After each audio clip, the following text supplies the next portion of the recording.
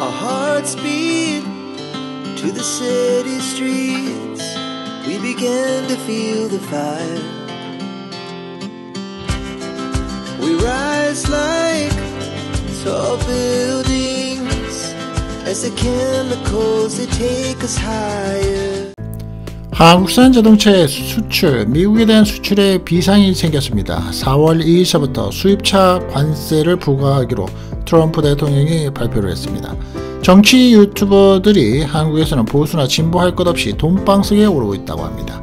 한국 군대를 제대했다라면 미국 가는 사람들 할인 받아보시는 혜택 정보 공유합니다.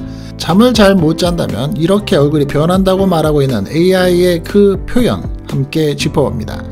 인기 있는 여러분들이 많이 신고 계시는 이 아디다스 운동화가 돼지 가죽으로 만들자 한 나라는 이에 대해서 벌금을 부과했습니다. 택배 기사는 침을 뱉고 택배 상자를 부서지던 말던지 던진 일이 있었습니다. 봄 기운을 기다리는 주말 시간이 시작되었습니다. 우리 시청자분들의 건강이 꼭 함께 하시고요. 여유로운 못다한 문화생활도 하실 수 있는 이번 주간이 되시기 바라겠습니다. 또 재충전의 시간이 함께 하시고요. 자, 오늘 영상도 끝까지 함께 시간이 되시는 분들은 해주시고 좀 도움을 받으실 수 있는 시간이 되시기를 바랍니다. 첫 번째 소식입니다. 한국산 자동차, 현대자동차와 기아자동차가 대표적이죠.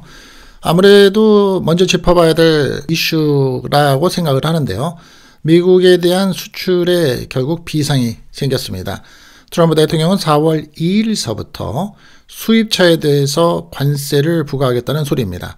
단순하게 볼 일은 아니고요. 자동차의 이 품질도 많이 높아졌죠. 우리 대한민국의 자동차. 그런데 관세가 붙게 되면 아무래도 자동차의 가격이 높아지겠죠. 그렇다면 가격 경쟁력에서 그 의미를 잃게 될 겁니다. 대한민국의 가장 대표적인 수출 효자 상품이라면 현재 반도체와 자동차에 있는 상황에서 그 내용 짚어보겠습니다.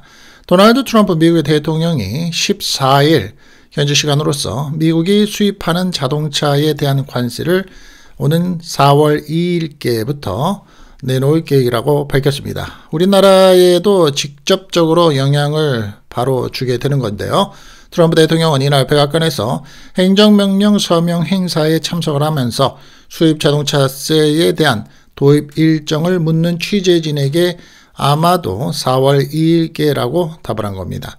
트럼프 대통령은 4월 1일이 이제 4th day로서 만우절에 할 수도 있겠지만 미신을 믿는 편이라면서 2일에 할 계획이라고 거듭 확인을 했습니다. 그래서 왜 4월 첫 주에 시작하는 첫날이 아니라 4월 2일인가 궁금하셨던 분들은 답이 되실 수 있겠죠. 4월 2일이 자동차 관세 적용 시점인지 구체적인 자동차 관세 부과 계획에 대해서 발표하는 때인지는 아직 확실하지는 않다고 합니다. 트럼프 대통령은 최근에 각종 관세 부과 계획을 연일 발표하면서 일정 준비 기간을 두고 시행을 한다고 발표를 해오고 있습니다. 트럼프 대통령이 최근에 자동차, 반도체, 의약품 관세 부과를 검토하겠다고 말을 며칠 전에 했었죠. 이어서 자동차에 관련 일정을 구체적으로 공개하면서 한국의 대미 자동차 수출에도 큰 문제가 생기게 된 겁니다. 미국은 한미 자유무역협정이라는 게 있습니다. FTA. 자, 이에 따라서 전기차를 포함한 한국산 승용차에 2016년부터 무관세를 적용해 왔습니다. 작년에 한국의 전체 자동차 수출액은 707억 8,900만 달러라고 였다고 합니다. 이 가운데 대미 수출액은 347억 4,400만 달러. 그러니까 거의 49.1%니까 반이 되는 거죠. 자동차는 한국의 대미 수출 1위 품목입니다. 한국은 2023년 기준 멕시코, 일본, 캐나다에 이어서 대미 자동차 수출국 4위이기도 합니다. 그렇다면 반대로 생각을 했을 때 이 FTA의 한미 자유무역협정에 따라서 한국에 들어오고 있는 요즘에 좀 더 많이 팔리고 있습니다. 포드 자동차, 포드 익스플로러 같은 경우 또 캐딜락 같은 경우 요즘에 생각보다 많이 팔리고 있는데 세금을 더 올려야 될까요? 상호 관세 협의에 따른다면 말입니다. 올릴 수 있을까요? 한국 입장에서는? 아니면 그냥 우리는 올려서 받는 미국의 수출만 해야 될까요? 참 생각을 많이 해보게 되는데요. 이에 대해서 늘 말씀을 제가 매일같이 드리고 있지만 한국의 대표가 있어서 현재 그러면 우리 관세 올리는 거 이해하겠습니다. 그렇다면 어제도 제가 말씀드린 것처럼 미국에서 필요로 하고 있는 전투함, 구축함, 해군의 배를 만드는 것을 한국에 의뢰를 할 때에는 우리도 적정한 금액을 받아야 되겠습니다. 만약에 그거에 대해서 어제 말씀을 드린 것처럼 미국에서 만드는 거 가격보다는 적어야 된다라는 조건을 붙인다면 우리는 만들지 못하겠습니다라고 이렇게 배짱 있게 나갈 수 있을까요? 쉽지 않죠. 참 답답합니다. 한국에서 지금 이제 벌써 두여 달이 지나가고 있습니다. 복잡한 정치 상황에서 현재 이 정치를 다루고 있는 유튜버들이 보수나 진보할 것 없이 업대의 돈방석들에 오르고 있다고 합니다. 14일 한국의 매일경제가 유튜브 분석 플랫폼 플레이보드에서 채널별 슈퍼챗, 이 슈퍼챗이라는 것은 이제 후원이죠. 그 수입을 분석한 결과 작년에 12월과 올해 1월 상위 30개 채널의 후원 수익은 19억 6,900만 원으로 집계가 됐다고 합니다. 즉 2달여간이죠. 전년 같은 기간 상위 30개 채널이 후원 수입으로 6억 1,500만 원을 벌어들인 것과 비교를 하면 1년 만에 수입이 3.2배로 늘어난 것이라고 합니다. 혼란스러운 정국은 보수, 진보 할 것 없이 정치 유튜버들에게 수익을 안겨주고 있는 겁니다. 상위 10개 보수 성향의 채널의 후원 수익은 2억 7,600만 원, 대비해서 2023년도에는 12월부터 2024년도 1월 두 달여간 그 전해에는 10억 3,500만 원으로서 274%까지 증가를 했다는 겁니다. 같은 기간 진보 성향의 채널 10곳의 수익은 2억 2천만 원에서 5억 8,800만 원으로 167%가 늘었다고 하고요. 자, 이 같은 통계는 유튜브 채널 생방 중에서 시청자가 유튜버를 후원한 슈퍼챗 액수만 집계를 한 것으로서 정치 유튜버들이 실제로 벌어들인 금액은 이보다 더 많다고 합니다. 슈퍼챗은 뭔지 알죠? 실방으로 실시간 방송으로 막 할 때 수고하십니다. 그래서 커피 한잔 하십시오. 그래서 만원 보내시는 거. 정말 오늘 영상 감사했습니다. 추운데 나가셔서 방송 많이 잘하셨습니다. 그래서 뭐 한 10만 원 보낸다든가. 이게 슈퍼챗입니다. 정치 유튜버들은 광고 영상, 즉 노출, 협찬, 간접 광고, 이 간접 광고는 PPL이라고 합니다. 이런 단어도 하나 상식적으로 알아두시는 게 요즘 세상에는 도움이 되십니다. 그 유치에 대한 광고들, 멤버십 제도 도입에 대한 것, 이 멤버십 제도는 유료죠.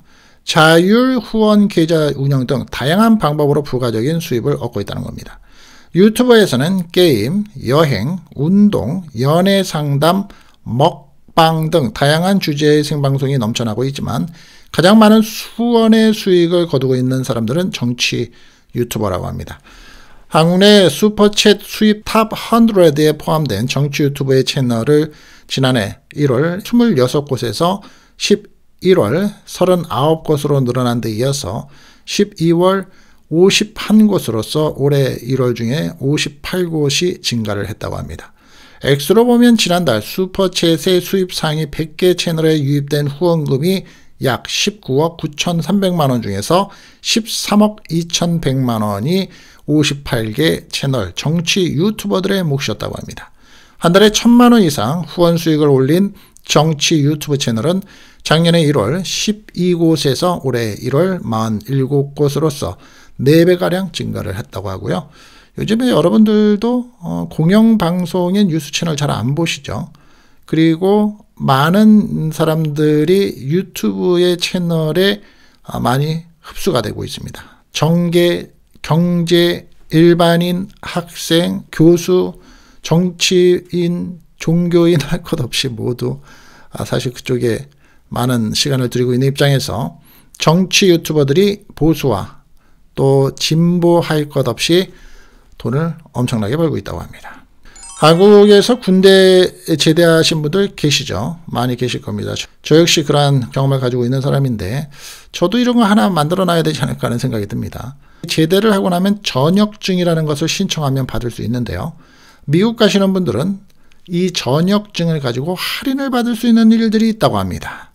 이게 무슨 소리야? 한국에서 제대를 한 사람들도 받을 수 있다는 소리야 라고 신경을 조금 관심을 가지시는 분들이 많을 텐데요. 한번 들어보십시오. 사실 케이스 바이죠. 케이스 바이 케이스인데 우리가 요즘에는 또 케바케라고 약어를 말합니다. 케이스 바이 케이스.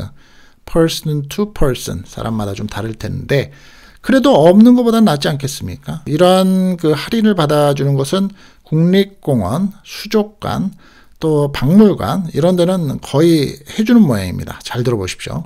최근에 소셜미디어에 미국의 여행 경험자들의 전역증 인증샷이 잇따라 올라오고 있다고 합니다. 미국의 박물관이나 수족관은 물론이고 아울렛 매장도 그렇고요.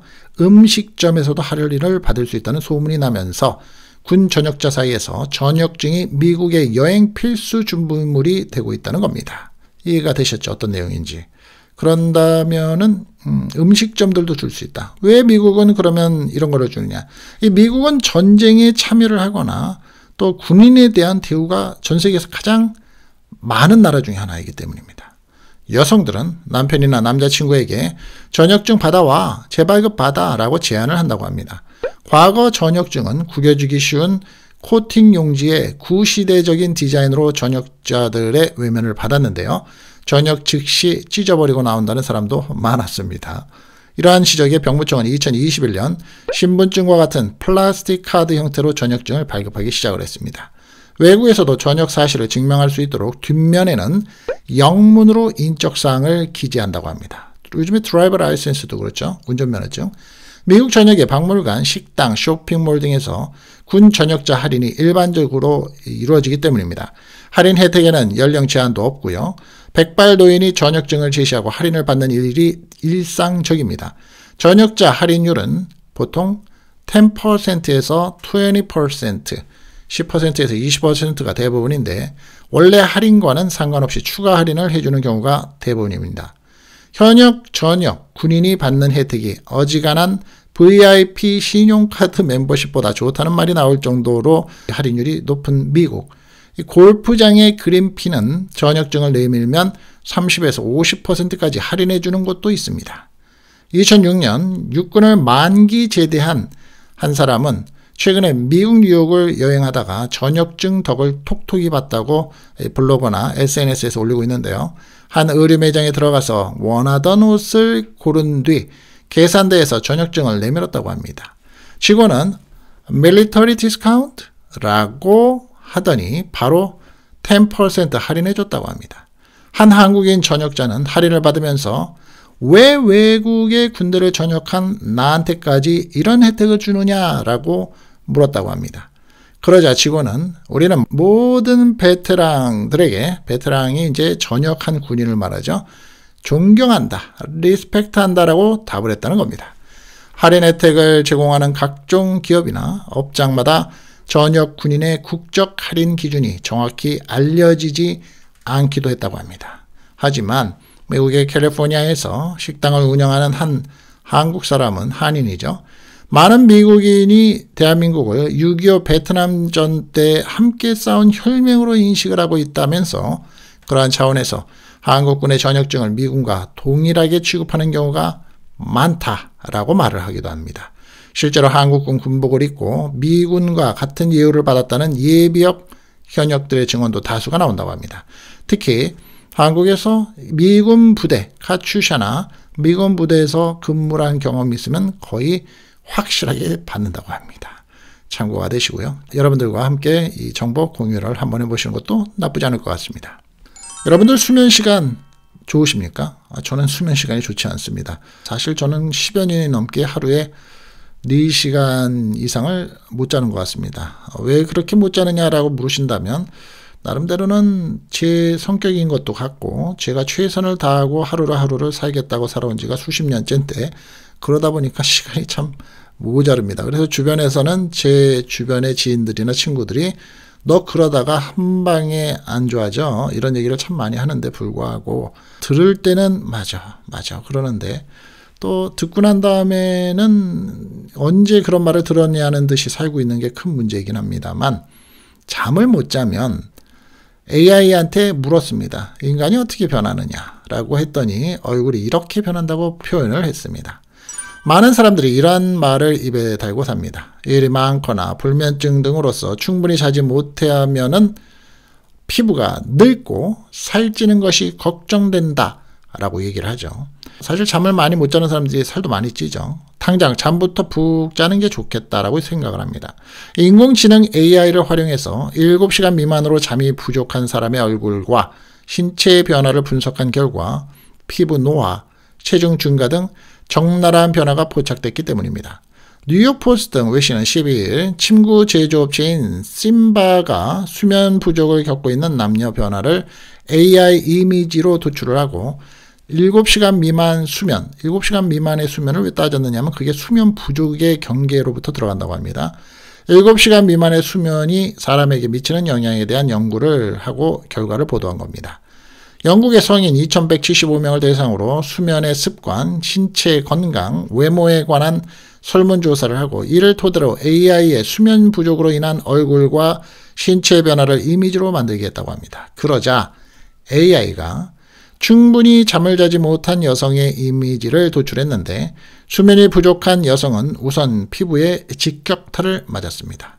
여드름과 잡티가 얼굴에 가득했고 피부색이 역시 칙칙하고 생기를 잃었습니다. 또 머리카락까지 푸석하고 눈 밑에는 다크서클이 짙어집니다. 피부가 수면 부족의 징후를 가장 먼저 보여주는 신체 부위 중에 하나라는 것인데 연구한 사람들은 잠이 부족하면 스트레스 호르몬인 코르티솔 수치가 상승을 해서 피부에 악영향을 준다고 합니다. 염증성 피부질환이 심해지고 습진, 건선도 악화하면서 더 붉어지고 가려움증이 생긴다고 하면서 혈류가 감소해서 피부는 누렇게 되고 생기가 사라지며 자연스러운 광채와 활력도 없어진다라고 전합니다. 실제 설문조사에서도 수면이 부족한 사람들은 피부가 민감하다가 24%였고요. 손발톱이 쉽게 갈라지고 부서지는 조갑박멸증, 저도 이거 처음 듣는 단어인데 저도 손톱하고 발톱이 갈라지는데 아마 이 영향이었던 모양입니다. 제가 내과를 가서 물어봐도 잘 모르고 또 피부과를 가서도 잘 몰랐는데 이게 이 모양인 것 같습니다. 조갑박멸증 질환을 겪었다고 15%가 답을 했습니다. 또 습진이 16%, 건선이 7%, 칙칙한 피부색이 10% 등 불만족스러운 피부 변화를 경험했다라고 밝히고 있네요. 상식적으로 참고가 되시기 바랍니다.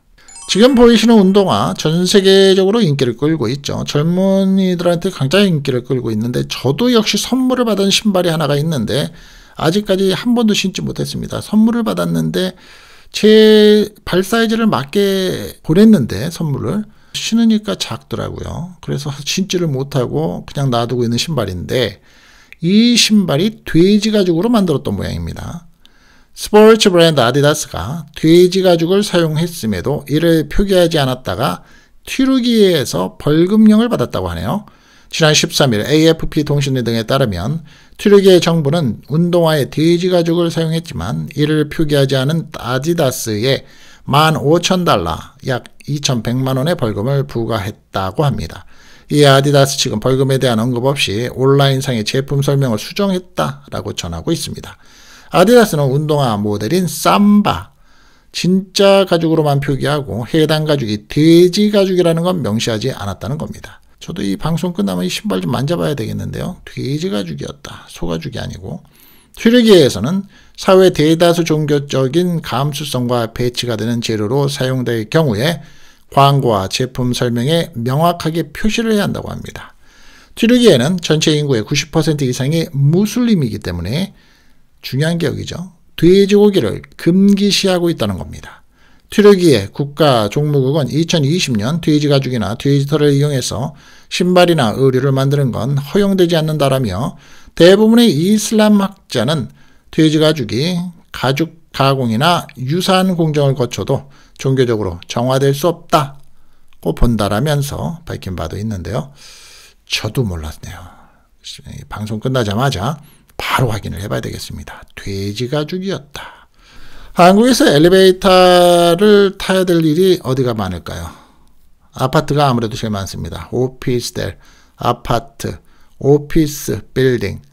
그런데 거기 사시는 분들은 대부분 경험을 하시는 일이지만 요즘에 한국은 택배 기사분들이 하루 종일 배달이 들어옵니다. 그래서 어떤 아파트는 택배 기사를 위해서인지 입주자들을 위해서인지 택배 기사들이 이용하는 엘리베이터를 따로 두고 뭐 그쪽을 사용하라 이런 경우들도 있다고 합니다만, 택배 기사분들이 이제 각 층마다 배달을 해야 되는데 모든 층마다 잡고 서 있습니다. 사실 예를 든다면 1층 이상의 40층짜리 아파트면 한 10층서부터 11층, 12층, 13층 다 누르죠. 그리고서는 잠깐만요 하고선 택배를 가서 그 배달하는 집 앞에 던져놓고 또다시 타고 그 다음 층에 올라갑니다. 그러면 1층에 같이 탔던 사람들이 13층쯤 돼서 내려야 되는데 4층서부터 13층까지 계속해서 눌러놓으면 황당하기는 하죠. 또 내가 아파트나 오피스텔에 사는데 20층쯤에서 엘리베이터 버튼을 눌렀는데 안 올라옵니다. 왜냐하면 그 택배 기사들이 배달을 하고 있기 때문입니다. 자, 그런 가운데 생긴 일인데요. 한번 들어보시겠습니다. 서울시내 한 아파트에서 택배 기사가 고객의 물품을 고의로 파손하고 침까지 뱉는 등 이른바 보복성 배송을 했다는 주장이 나오고 있습니다. 12일 JTBC 사건 반장에서 공개한 폐쇄 회로 CCTV 영상에는 택배 기사가 배송 물품이 담긴 상자를 강하게 던지는 장면이 담겼습니다. 특히 상자를 던진 충격으로써 근처에 있던 유모차가 밀리면서 파손되는 피해까지도 발생을 했다고 합니다. 해당 기사는 배송 완료 인증 사진을 찍은 후 5분 만에 재차 현장을 찾아서 보냉백을 던지고 상자에 침을 뱉는 등의 악의적인 행동을 이어갔다고 합니다. 파손된 물품을 확인한 결과 상자 안에 있던 토스트기는 완전히 파손된 상태였는데요. 피해자 A씨는 얼마 전 엘리베이터에서 해당 기사를 만났는데 아이와 함께 탔을 때 매층 정차로 인한 불편함을 정중히 건의했더니 불쾌감을 표시하면서 우리가 사는 층 아래에서 내린 뒤 계단으로 올라와서 거주층을 확인했다고 주장을 합니다. 경찰에 죄물 손괴로 신고를 했고 업체에도 영상을 보내서 제품 교환을 신청을 했다는 A씨는 금전적인 걸 떠나서 화가 납니다. 이런 일이 다시 생기지 않도록 적절한 조치가 필요한 것 같습니다라고 말을 했습니다. 누리꾼들은 힘든 건 알겠는데 택배 일하면 안 될 사람이네. 일부러 던진 것 같다. 파손 물품 가액을 손해배상하게 해야 한다. 해코지 할까봐 걱정이 된다는 등의 반응을 보였다고 하는데요. 어찌 생각하십니까? 자, 오늘 제가 준비한 영상은 여기까지입니다. 오늘 영상 도움 되셨습니까? 자, 늘 함께 좋아요 눌러주시고 함께 댓글 달아주신 여러분들 정말 감사드리고요. 다음 시간에 또 찾아뵙겠습니다. 감사합니다. Our hearts beat to the city streets. We began to feel the fire. We rise like tall buildings as the chemicals they take us higher.